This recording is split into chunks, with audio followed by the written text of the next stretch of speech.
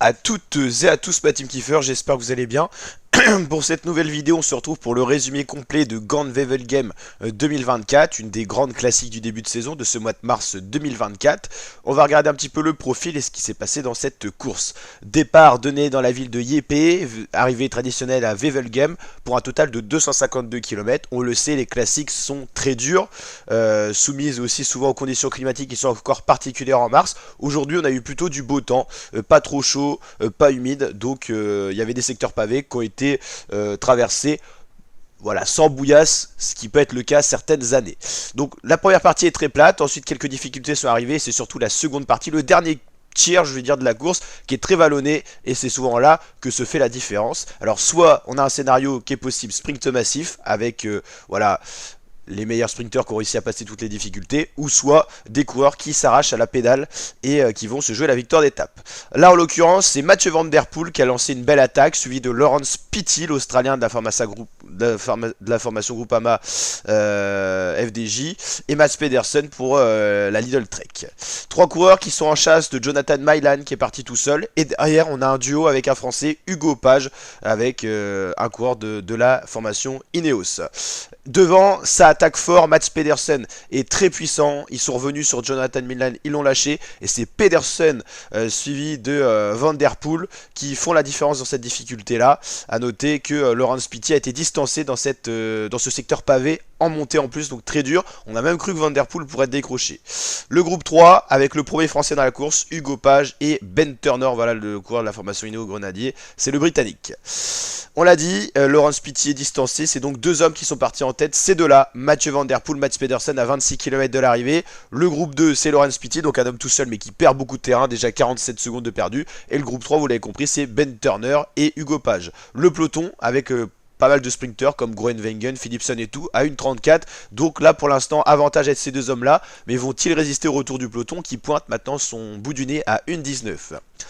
Derrière, c'est revenu sur Laurens Pitty, c'est donc le groupe 2, avec en plus Anthony Turgis qui est revenu du peloton. Il a fait la chasse patate et ça a été fructueux. Il est revenu sur le duo Hugo Page, Ben Turner. Donc on a 4 coureurs, Page, Turner, Turgis et Pitty qui s'est fait reprendre de l'arrière, mais eux ils vont se faire reprendre certainement par le peloton. Voilà, ils se sont d'ailleurs refait prendre par le peloton. 1 minute aux 10 km, est-ce que ça va le faire pour ce duo qui s'entend bien?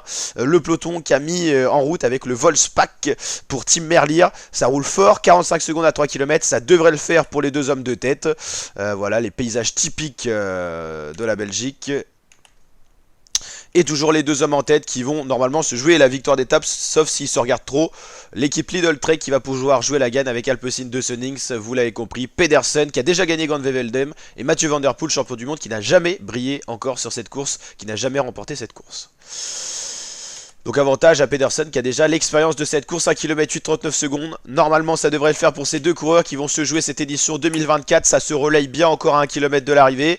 La Van Der Poel sous le kilomètre ne prend plus de relais à Mats Pedersen, il va jouer avec ses nerfs. Peut-être que Pedersen est plus rapide et que Van Der Poel le sait, donc il prend l'avantage d'être derrière, c'est toujours mieux. On peut surprendre son concurrent. Pedersen, Van Der Poel, le duo, c'est Pedersen quand même. Ça va, le peloton n'est pas de retour, ils vont pouvoir se jouer la victoire d'étape même en se regardant un petit peu. Pedersen va lancer en premier, il va pas laisser Van Der Poel le surprendre. Pedersen très en force, Van Der Poel va suivre le sillage, va essayer de déborder. Pedersen très costaud, Van Der Poel qui revient au même niveau et Van Der Poel va faiblir. C'est Mats Pedersen qui s'impose pour la deuxième fois sur Gone Wevelgem dans les Flandres. Victoire, belle victoire du coureur qui a été le plus costaud. Il a lancé le sprint en premier, il n'a jamais été débordé par Mathieu Van Der Poel. Derrière le peloton qui arrive une vingtaine de secondes plus tard, ça se joue un gros sprint dans ce peloton. On voit que c'est un coureur de la formation Bora qui a pris la troisième place, on va aller voir son identité. Le vainqueur du jour, le voici, Mats Pedersen qui remporte cette belle classique. Lui qui sera présent normalement sans réelle surprise au Tour des Flandres, tout comme Van Der Poel. Voilà, les deux coureurs se saluent. C'est une entente cordiale, voilà, il a été meilleur Mats Pedersen et il remporte cette course. On revoit le sprint du peloton, on aperçoit des visages qu'on connaît, Binyam Grimay, Dylan Groenewegen, Tim Merlier, Jordi Meus pour la Bora certainement. Voilà, le classement complet, le top 10. Mats Pedersen, vous l'avez compris, remporte ce Gand-Wevelgem 2024 devant Mathieu Van Der Poel et Jordi Meeus pour faire le podium. Donc premier coureur à avoir gagné le sprint du peloton à 16 secondes, hein, ça s'est joué à rien. Ça s'est bien regardé aussi pour les deux hommes de devant.